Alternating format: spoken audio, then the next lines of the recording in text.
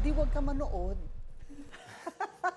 Nang alin? Di sabi ni Ann, di ba, nairita siya dun sa isang nag-comment. Nakakairita. Ano sabi? English ng English. Doon sa Sabi niya, pelikula. Oo, sabi, di wag ka manood. Di wag ka manood. Kasi nandun na nga siya. Nakabili na siya ng ticket. Oo nga. Well, everybody's entitled to their opinion. What can we do? Yeah. Ganun lang talaga yon. So ano naman ang opinion mo habang kumakain ka ng Wag din siya manood. Huwag rin Kumakain yung ako panoorin ng ng sarili. popcorn. Hindi, yung pagkain mo ng popcorn habang nanonood ka ng Senate Blue Ribbon Committee Thank hearing. you ha. Pasensya na nagkasakit ako Monday and Tuesday. So, doon pinanood ko buong from 1 p.m. to mga hanggang on point. Kaya nga, pinanood so what's your kita. opinion on what happened? Are you, disappointed? Yes, in a way, a little bit. Hindi naman, I wouldn't say disappointed, but there's still so much to ask and to seek. To ask, yes. Hindi, I wouldn't really say disappointed kasi sometimes the problem with Senate investigations, there's just too many people that are invited. And very well, mangyayari talaga yan. Kasi minsan pag nagsalita yung isa, they will attribute it to another person. Tapos sasabihin nila, ipatawag natin. So, nangyayari, naiimbita lahat. So, let's say si Undersecretary Trigiv Olaivar, I was hoping more questions would be asked sa kanya kasi talagang sinabi niya, walang katotohanan yung sinabi ni Yusek Bernardo tungkol sa kanya. But remember, may story doon sa, hindi ba sila yun yung nagpunta sa parking lot ng isang hotel at nagpalitan ng pera na sakay-sakay ng mga armored vehicles? Di ba sila yun? Yes. I wanted that to be asked as well. Parang wala nang follow-up yun, ano?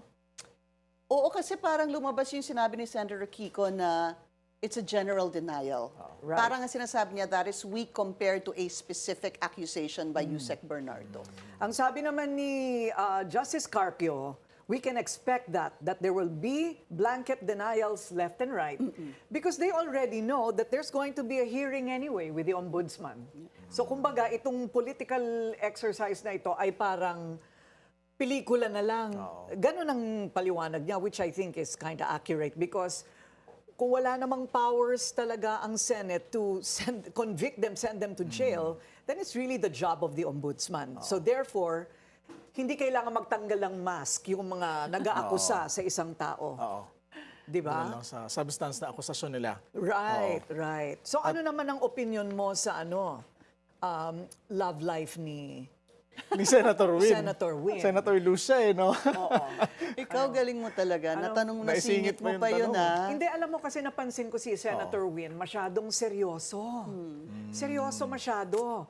So sabi ko, paano ko kaya ito papangitiin? Akala ko nga hindi rin siya ngingiti. So sabi niya, it's non-existent. How is your love life? It's non-existent.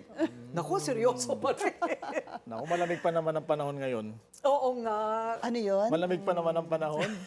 Dapat may kayakap ang mga ganitong weather. Oo nga, Senator Win, darating din ang para sa iyo. Oo. Pero maganda din yung pinoint out, dagdag ko lang ni Senator Win, yung shovel ready. Yung sinasabi niyang shovel ready, kapag nagbigay ka daw ng coordinates, etc., or may plano ka na doon ka magtatayo, dapat shovel ready na yun. Ibig sabihin, hindi mo pwede sabihin na, ay, ililipat ko ng 50 meters away yung grid coordinate na ito. Correct. Kasi pagka na-assign sa'yo yan, ang nasa batas daw or sa regulation ng DPWH, shovel ready. Ibig sabihin, Right. dapat ready na yan. So kumbaga, how can you make a mistake with the coordinates? Huwag mong babaguhin. Ayan. Okay, so hindi pa tapos ang pagtutuos kay Secretary Bonoan.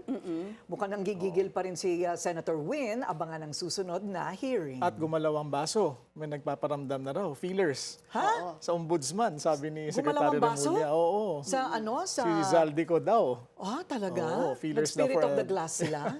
May lumabas Z. C. Initials. For Okay. dialogue daw eh. Sana.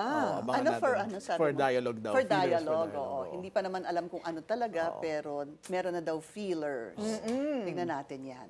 Kasi sa bagal ng mga pangyayari, kailangan yung mga marites patulan na rin natin.